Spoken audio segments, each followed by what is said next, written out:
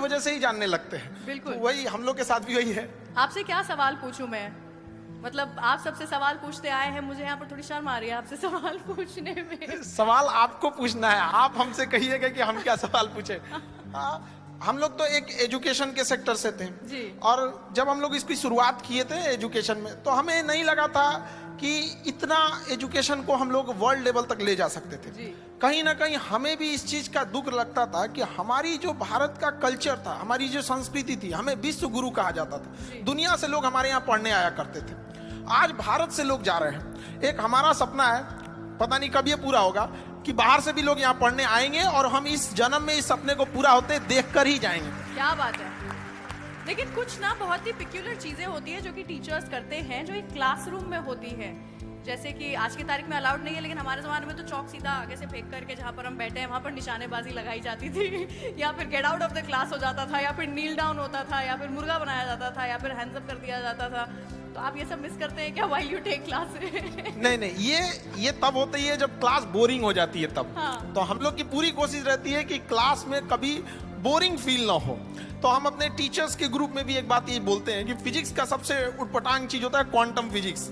हम कहते हैं कि जो कभी पढ़ाई नहीं किया है, एक मजदूर भी अगर थक के आ रहा है, उसको भी आप इतने बेहतरीन ढंग से पढ़ाएं कि वो भी बोर ना हो, उसको भी समझ में आ जाए।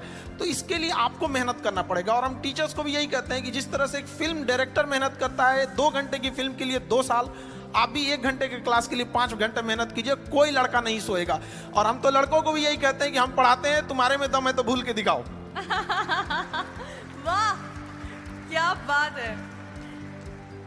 तो मैं आपसे जानना चाहूंगी कि YouTube, जिसके जरिए आप actually millions and millions of students तक पहुंच पा रहे हैं, YouTube एक शिक्षा का माध्यम इन इंडिया, ये जो एक टॉपिक है इसको अगर आप थोड़ा सा इलैबोरेट कर पाएंगे so that people also know, जो कि आज तक शायद आपकी क्लासरूम का हिस्सा नहीं बन पाए, उन्हें पता चले कि क्या किस लेवल का इम्पैक्ट है जो कि आपने भारत में जो विद्यार्थी हैं उनके ऊपर बनाया है।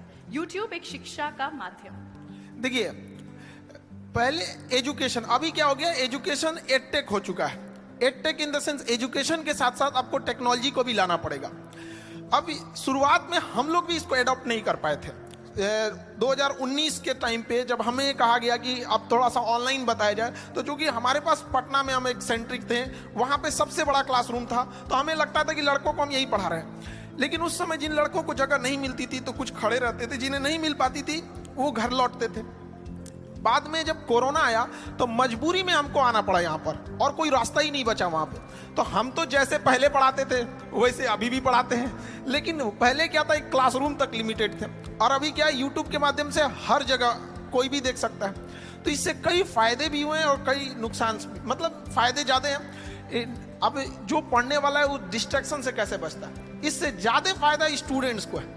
पहले क्या था, छोटे से क्लासरूम में टीचर्स उतना सिंसियर भी नहीं रहते थे। अरे 100 लड़के बैठे हैं, क्या दिक्कत है, अभी पूरी दुनिया देख रही है। और यही नहीं, जिंदगी भर वही रहेगा यहाँ पे, अगर कुछ भी अगर गड़बड़ निकला तो फिर तो पूरी व्यवस्था कर देगा।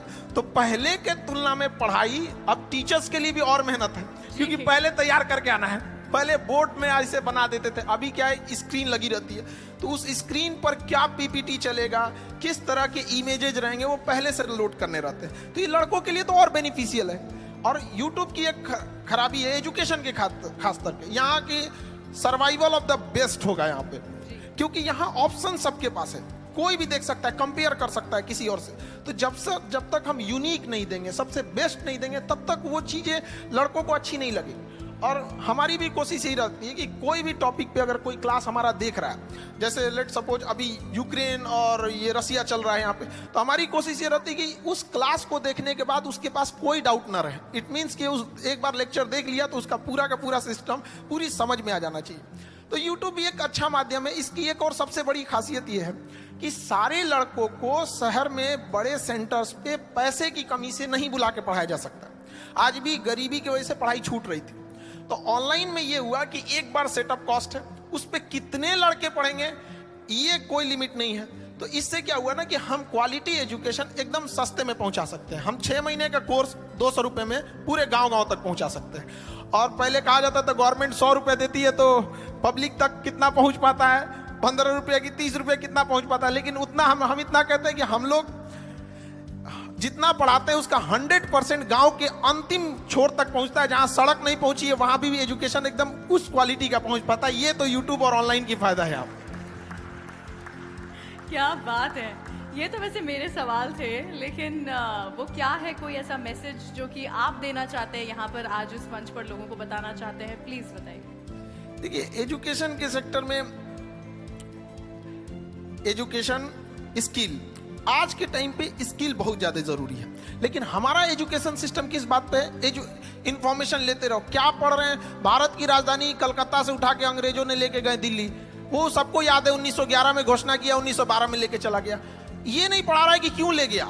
एक राजधानी बनाने के लिए क्या जरूरत होती है, क्या क्लाइमेट होना चाहिए, क्या कनेक्टिविटी होनी चाहिए। तो एक सिस्टम में जो चेंजिंग लाने की जरूरत थी, अब उसको और जरूरत है। तो ऑनलाइन के माध्यम से ये चीजें थोड़ी सी आसान हो जाती है। दूसरा, हमारे यहाँ एजुकेशन पे ज्यादा फोकस किया गया, जबकि आज का जो 5G का जमाना आ गया है, इसमें स्किल्ड की डिमांड है।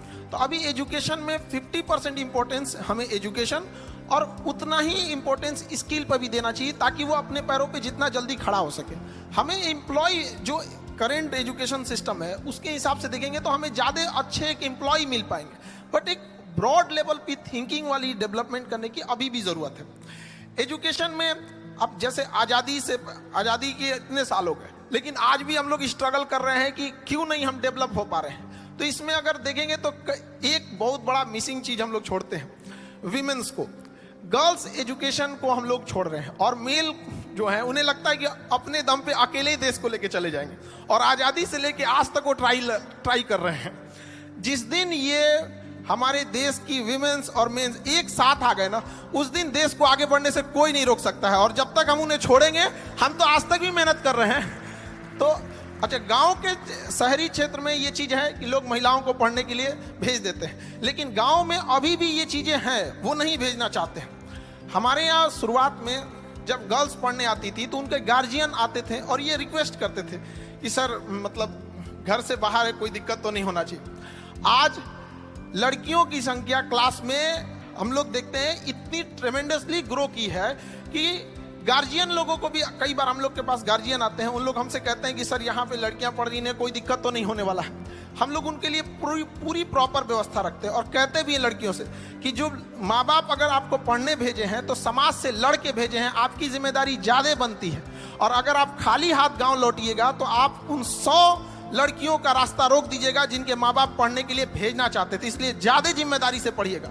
और लड़कियों के अंदर ये होता है, वो जॉब के बाद भी वो काफी ईमानदारी से अपने वर्क को करती हैं। हम जो छोटे से पटना से हम स्टार्ट किए थे, धीरे धीरे जब ग्लोबली हो गया तो हमें अब इंडिया के बाहर भी अपने सेंटर्स डालना है बहुत जल्दी इस चीज को, क्योंकि मेरा सपना है विश्व गुरु भारत को एक जगह जहां ले जाना था। तो कारपोरेट ऑफिस जब हम लोग ने दिल्ली में डाला तो वहाँ 200-250 एम्प्लॉय जब आए तो वहाँ हमको एक चीज फील करने को रहा था कि जहां 10 लड़के बैठ जा रहे थे वहां कुछ अपनी गपशप भी करने लग रहे थे, कभी डिसिप्लिन की इशू आ रही थी, कभी कोई कैसे आ जा रहा था।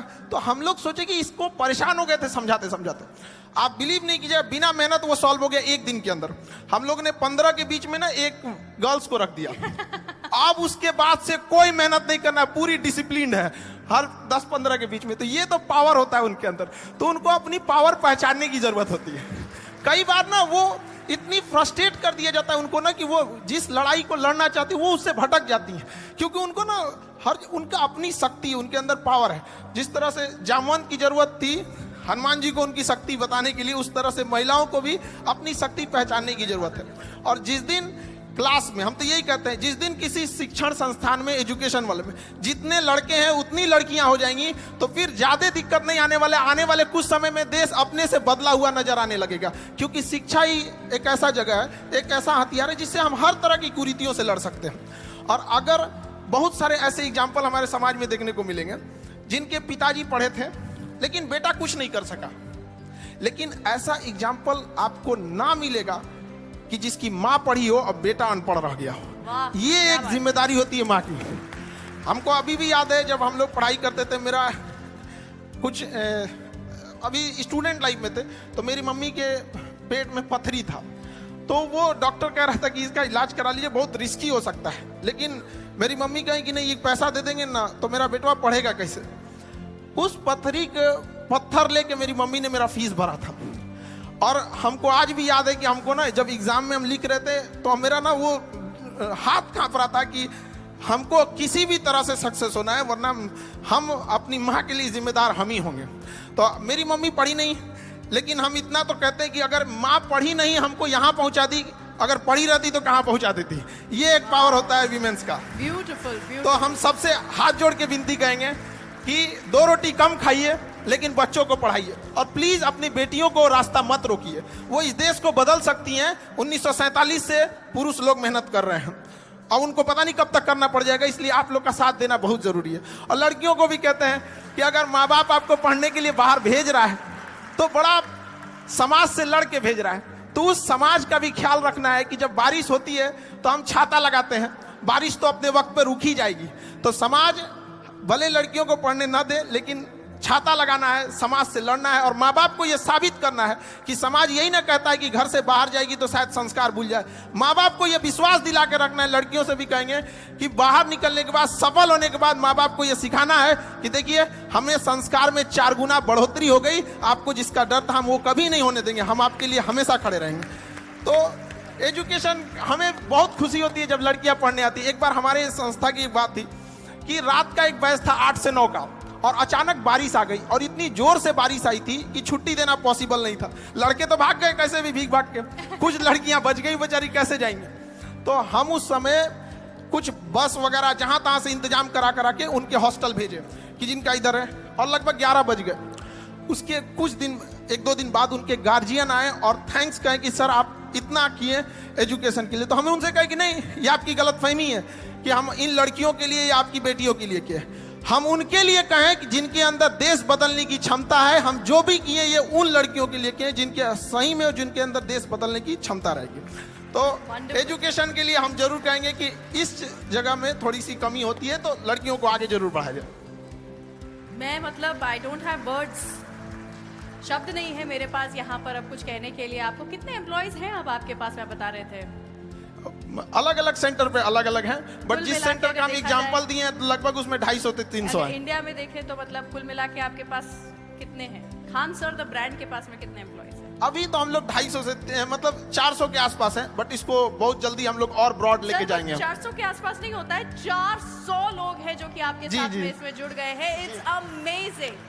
This is another level of responsibility जो कि आपने अपने कंधों पर ली है, जिम्मेदारी ली है कि आप इतने लोगों को अपने साथ में जोड़ रहे हैं, उन्हें भी आप काम दे रहे हैं अलॉन्ग विद पढ़ाई। It's beautiful. आपने मुझे जो आज इंस्पायर किया है मैं बता नहीं सकती हूँ। This is going to go a very very long way. Thank you. और जो 2 आंसू मुझे यहाँ से बैठ करके खड़े होकर के आपकी आंखों में दिख रहे थे, वो भी मुझे हमेशा याद रहेंगे। Thank you so much. Thank you. Thank you. Thank you.